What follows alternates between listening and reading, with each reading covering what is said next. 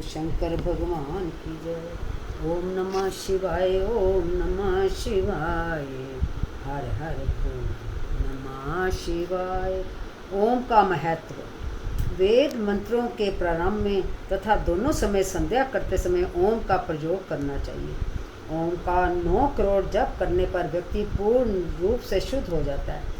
पंचभूतों से निमित्त भी प्रत्येक व्यक्ति के लिए 9 करोड़ जप करना चाहिए। जितेंद्रिय पुरुष 5 करोड़ जप करें। ऐसा करने से व्यक्ति शिव लोक को जाता है।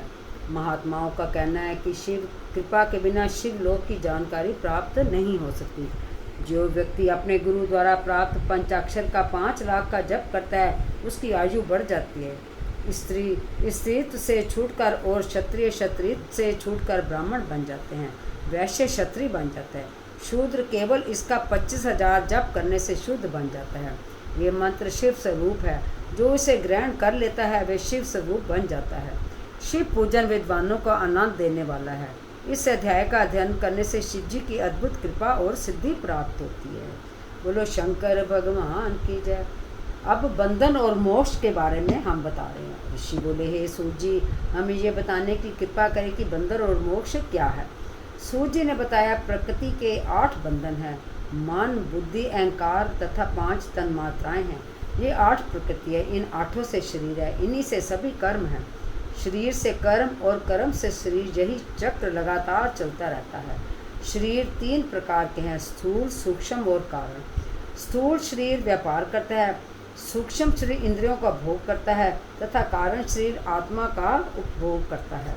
इसी से सुख दुख की प्राप्ति होती है।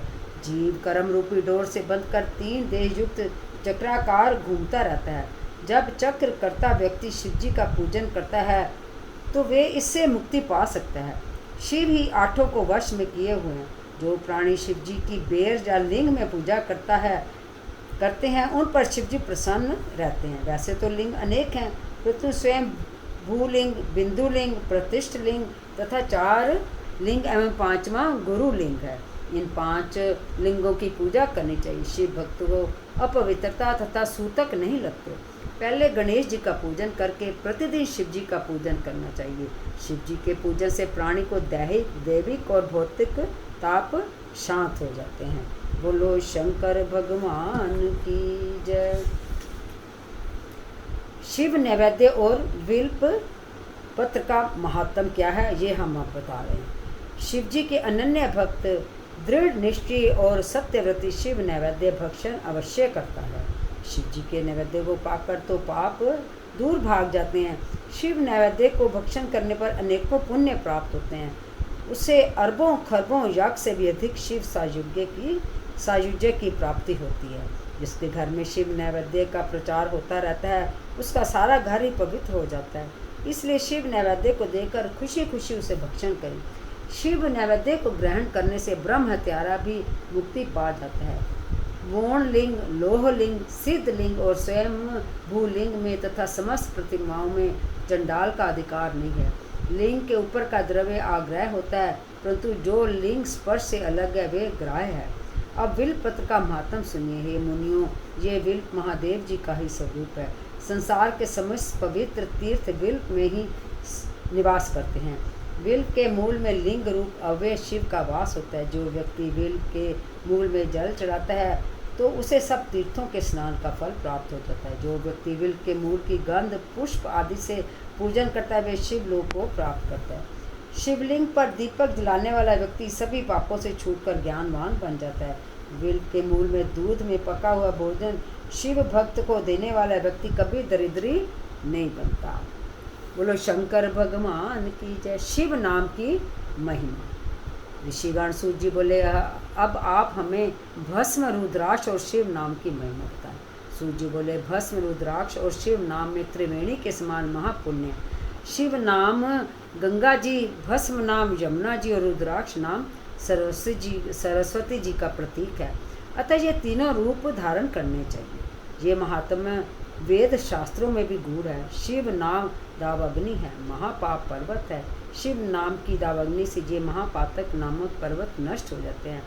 ब्रह्म हत्या आदि महान पाप से राशियां नष्ट हो जाती हैं। मनुष्य इस संसार रूपी सागर से तर जाते हैं। जिस व्यक्ति के अंगों पर भस्म लगी होती है वे आदर पूर्वक शिव के नाम का जाप करता है, वे इस संसार से मुक्ति पा लेता है।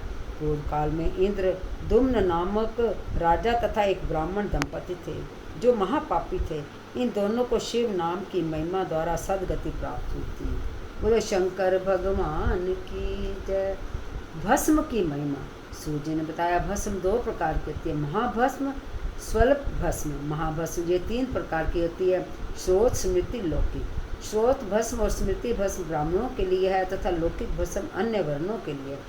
ब्राह्मण भस्म को मंत्र के साथ धारण करे, अन्य वर्ण के व्यक्ति बिना मंत्र के धारण कर सकते हैं। उपलों की सिद्ध की गई राख एवं याग कुंड की राख भस्म कहलाती है। ये त्रिपुंड लगाने के योग्य है। भस्म लगाकर त्रिपुंड धारण करके जप करना चाहिए। भस्म और त्रिपुंड लगाकर जो व्यक्ति यज्ञ आदि कार्य तथा जप तप पूजन आदि करते हैं वे काल को भी अपने वश में कर लेते हैं। जो ब्राह्मण त्रिपुंड धारण नहीं करता उसकी समस्त पूजा आदि व्यर्थ हो जाती है। वानप्रस्थी, अधीक्षित एवं कन्याएं मध्याह्न में भस्म को जल में मिलाकर या सूखी भस्म को प्रतिदिन धारण करें। ऐसा करने से शिव जी की भक्ति तथा जीवन मुक्ति प्राप्त होती है। अनामिका उंगली तथा छोटी उंगली के 3 रेखा वाले भृत्य के मध्य एवं समाप्ति तक जितना विस्तार है उतना त्रिपुंड धारण करना चाहिए। शरीर के शेष भागों में धरा, पृथ्वी, वायु और सोम आदि का नाम लेकर त्रिपुंड धारण करें। ब्रह्मा, विष्णु और रुद्र की उत्पत्ति करने वाले भगवान शंकर का ध्यान करके ओम नमः शिवाय मंत्र बोलकर त्रिपुंड को धारण करें। बोल शंकर भगवान की जय।